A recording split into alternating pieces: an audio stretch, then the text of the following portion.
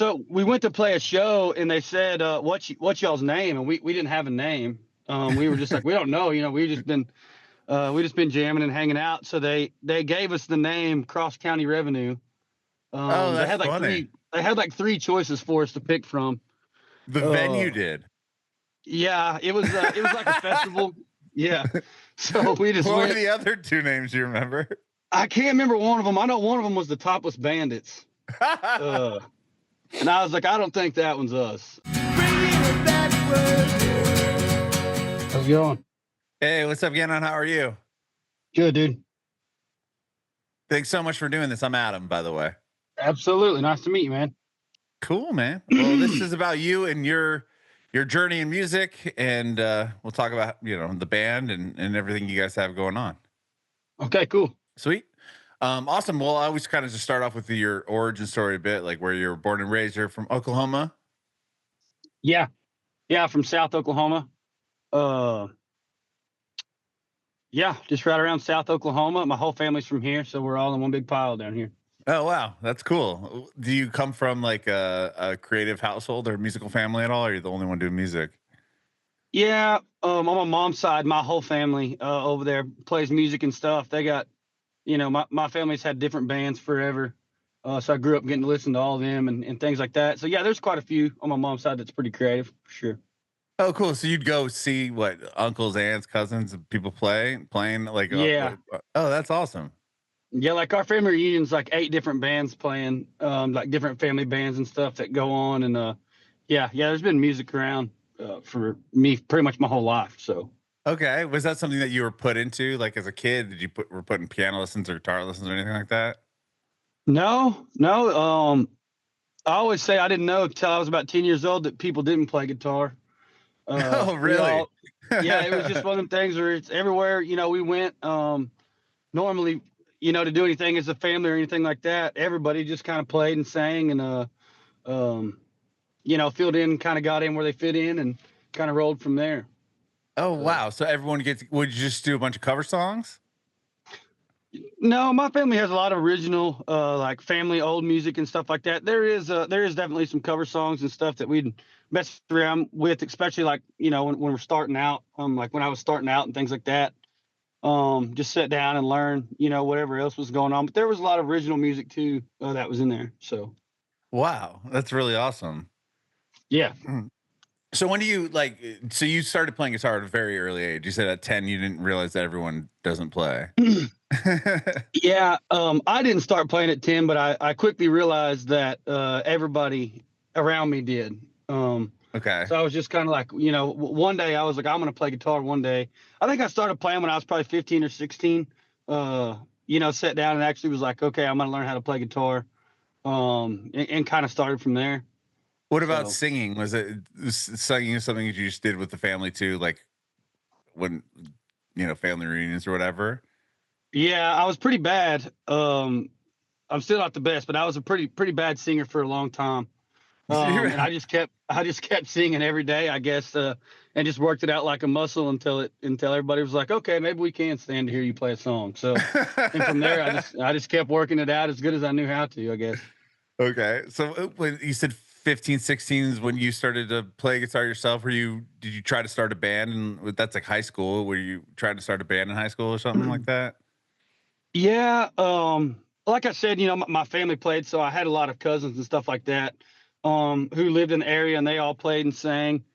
And we started our band just right out of high school, that we have now. But yeah, we kind of jammed together, and Wade, my bass player, me and him for sure went around playing. He'd play a little bit of guitar, and I'd play and sing, or just go around trying to just playing wherever anybody would let us, with as many people as we could. Really was our goal. If we could find a drummer, he'd come play, or whatever we could find. Just jam around and hang out. So. When did this band kind of solidify and you guys start working on, doing this as a career?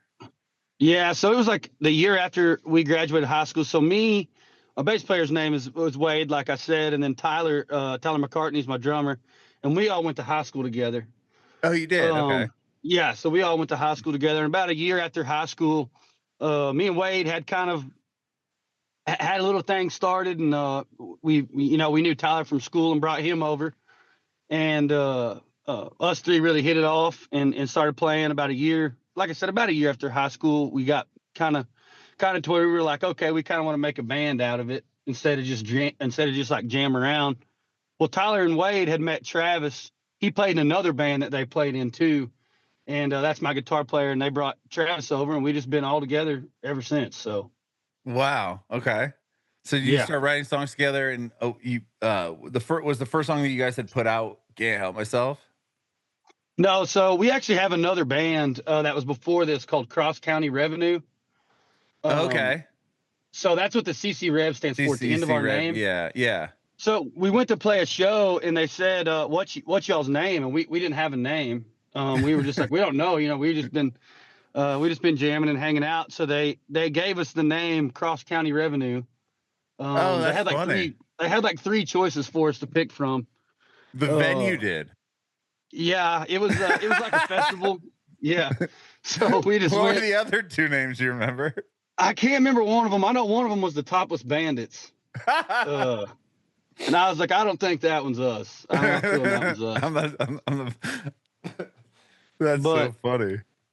anyway, so they kind of picked that name for us, and we kind of took off with it. And the more we played, we were like, well, we might want to really do this, for a living one day. And we were like, we can't be Cross County Revenue.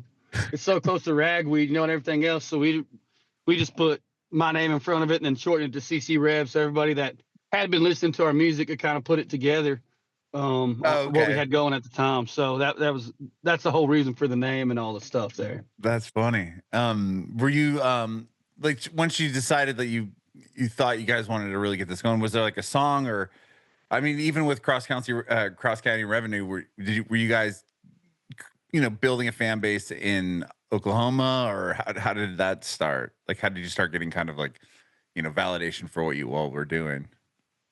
Yeah, Reed Southall, he had some. It was right after Six String Sorrow for him, and we had knew him, and so he took us out with him some. We were getting to play rooms that were, pretty big rooms for starting out. 800 or 900 cap, which is I mean Wow. that's still a huge room. But Yeah. Reed was, Reed was moving real good Hmm. with it, and he was taking us with this when he went places. And I think just us seeing Reed and being like, man, we want to play. We want to be the one playing for the 800 cap room, and Sure. stuff like that. So we found whoever Reed had recorded with at the time was who we were looking for, because we were thinking, man, if we can go find a producer who can really take our music, to the next level, then maybe we can take ourselves to the next level. So we talked Hmm. to Reed and them about who they had recorded with, and they mentioned Taylor Kimball, who we record with now. Um, and anyway, so we gave him a call and went down there. And once we got to him, he was like our first person in music, like that was on the kind of the next level of, where we thought we needed to be at. And he was cool. He wanted to, give advice and things like that. So I think it really lit a fire under us, after meeting him and getting in with Reed and those guys. Just seeing all those other guys work on another level made us all want to work on another level. So we just kind of went with it. Hmm. And then from there, like, obviously you get signed with Warner Records, which must have been a big day, big moment for you all. Absolutely. Can you tell me about that? Yeah. I mean, did that take a We'd always, while? Where you had been a band for a minute, right? At that point. yeah. We just signed with Warner probably maybe a year ago. Yeah, because did they put Um, out the most recent EP? yes, they did. Yeah, okay. And then before that, though, you were just independent. Yes. Wow. Okay. So, Um, well, yeah, because you put a record out in 2020, right? Shelter Sessions. yeah. So Okay. we had we were together, we've been together for 8, 9, 10 years. I Years. don't know how long Yeah. now, but we've been together a long time. And it was always kind of scary to us. Just being around that long and seeing how other bands and stuff move through stuff, of bringing somebody else on, into our little circle that we had. Cause Mm-hmm. we had been together for 10 years. So it's like, we don't really want to bring outside people and outside sources in and things like that. But whenever Warner called, that was definitely a cool day. to just be like, guys, like we've been working on this stuff for 10 years. And it's like, I guess people been listening. Yeah. Warner found us. So it was just a cool moment of being like, okay, maybe the stuff we're doing isn't just, local regional stuff. Like maybe there is a chance for it to do what we think it can do. And ever since we signed with them, they've been hard at it, trying to make it happen for us, and we've been hard at it trying to make it happen for them. So been Yeah. awesome, been an awesome relationship, and a really cool thing to say you got to sign with them. Yeah. Did you have that record done when you signed with them, or were you able, like, was the process different with this newest EP that you put out because you have, a major label behind you versus before you're doing it by yourself? I would say the process is different on the back end of things, as far as like, used to, we may go to the studio on Monday, record a song, and Taylor have it back to us Wednesday and us put it out Friday just because that's what we wanted to do. Right. And we could still do some stuff like that, but they have a different structured game plan, for things. That makes a whole lot more sense than the stuff that we had. You're just doing going whatever on. you want. Yeah. Yeah, They have a, yeah, they have a, yeah. They make sense of a lot of things. That makes sure the back end makes the back end of stuff a little bit easier. As far as the recording goes and things like that, I would say that it didn't really influence the record at all in that way, other than it opened up some doors for some different writes and things like that. mm-hmm. So I got to go try to write with some different people who I'd never met and getting some rooms and things like that, and it opened up maybe my taste buds for some stuff a little bit. Okay.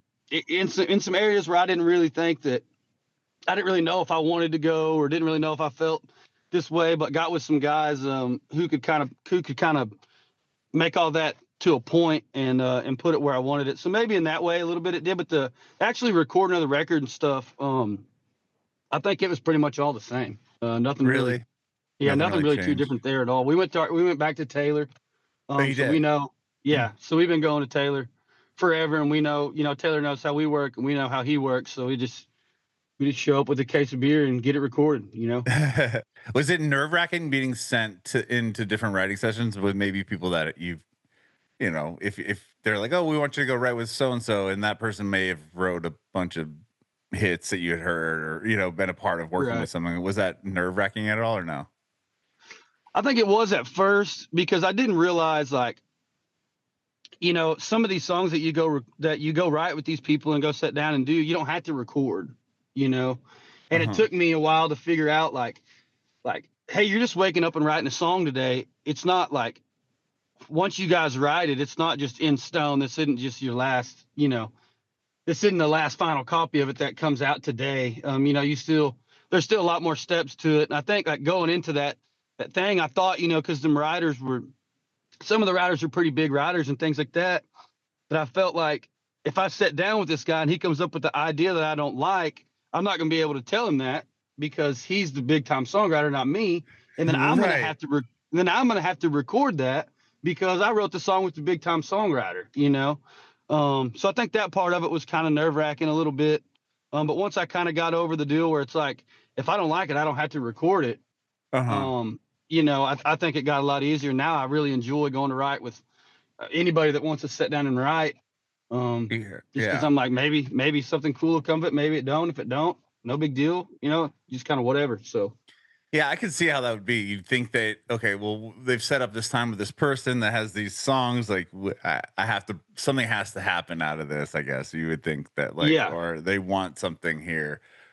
And you could be like, well, it just didn't work out today. Or wasn't something you wanted to write or release or whatever. But that's cool that you have still have that option.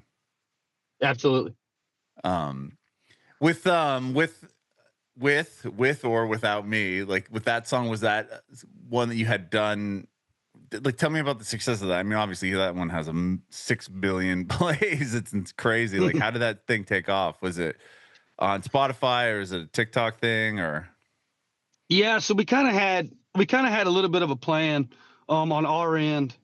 We had kind of finally started realizing that putting out music the way that we had been previously putting out music wasn't working because nobody was hearing about it. We weren't getting our name like in front of people. So we decided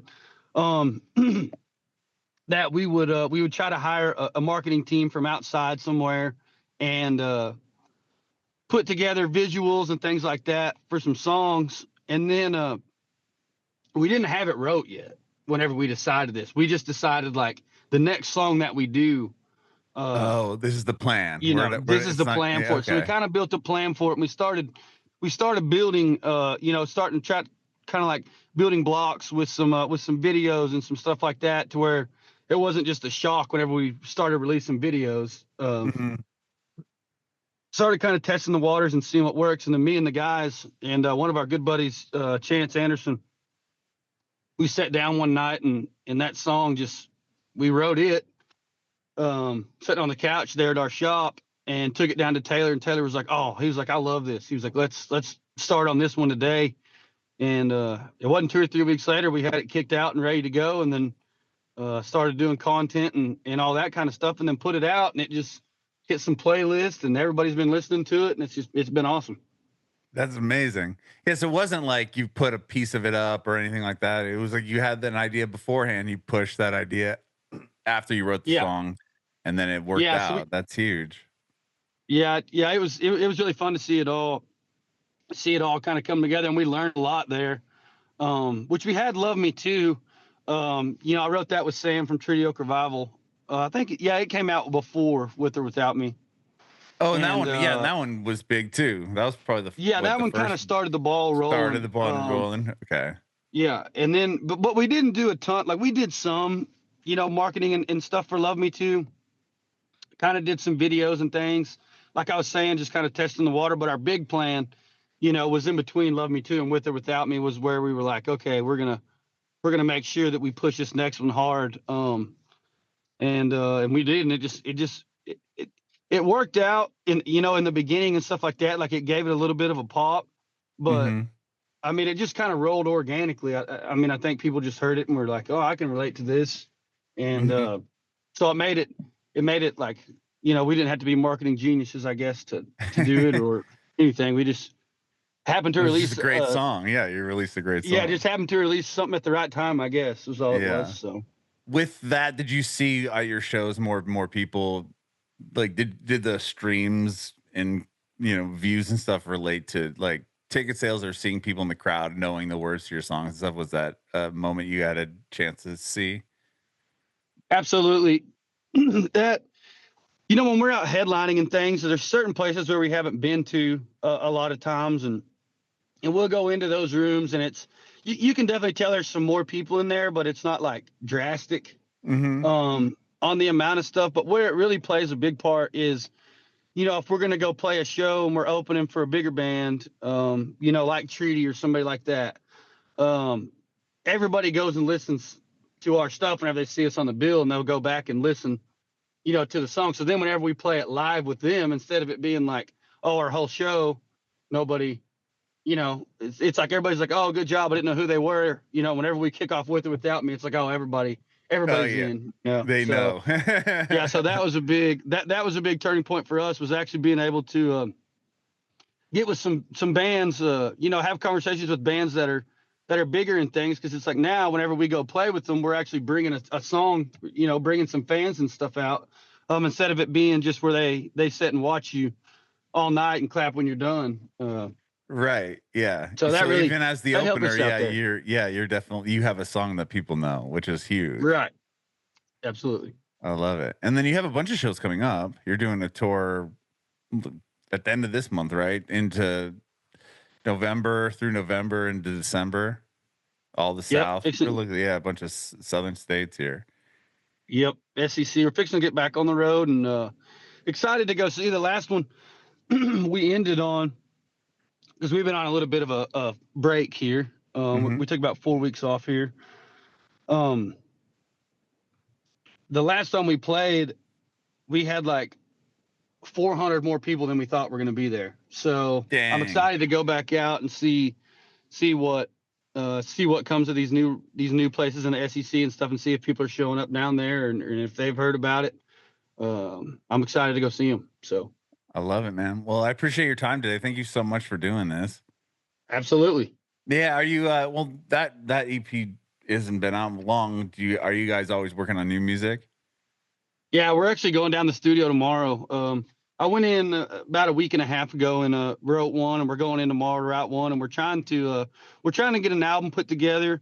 Hopefully start nickel and diamond dropping some stuff here in the next few weeks or few months or whenever it all gets set up right. But we got some tricks up our sleeve coming up. We're ready to put out music and ready to go tour. So I love it. Awesome, man. Well, I do have one more question for you, and I appreciate your time today. I want to know if you have any advice for aspiring artists. advice for aspiring artists. Yeah, I'd say just stay at it. The only way to lose is to quit. So, I mean, it may not work out in 1 year, 2 years, 3 years, but I mean, it's like I said, I've been out here for 10 years, and we just never looked back, never thought anything else about it. Just thought this is what we were going to do, and then eventually the ball just keeps rolling your way, and it's what you get to do. So, I mean, just don't give up on it. Just stay after it.